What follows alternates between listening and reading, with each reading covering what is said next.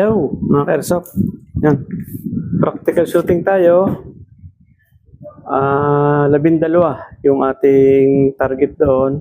8 yung block na maliliit at 4 yung malalaki.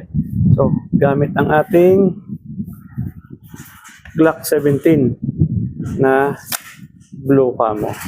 So, yan. May flashlight siya. Yan, may flashlight.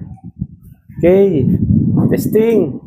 Manual sight tayo. Wala siyang laser, walang red dot. Manual sight lang gagamit natin. Okay. Firing.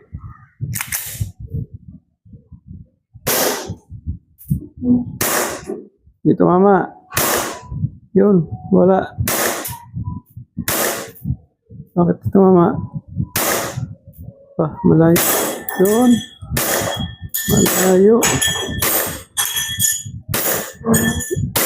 Hindi natin nakuha yung sight kanina, pero nung makuha na natin, ito dire-diretso na. So, una lang talaga siya. Yun, sakto ba? Sakto yun. Ubus ang balay, ubus din ang target. Oh, malamig ang magazine. Ayun.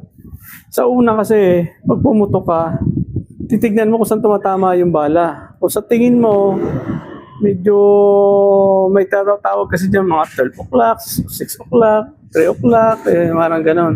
So, tinatarget ko siya 12 o'clock. Kung hindi tumama sa 12 o'clock, in-adjust ko 9 o'clock tumama. Ayun. So, lahat ng target ko puro 9 o'clock. Ayun. Tama lahat sa octobus ang bala. So, ganon ang technique sa pagkukuha ng sight. Sa una, pag di ka tumama, hahanapin mo yun eh. O pag nakita mo na, ayun, tamo kanina, dire-diretso, sunod-sunod na. Kasi nakuha ko na yung sight. So, yun. Ganun lang. Thank you, mga ka-airsoft.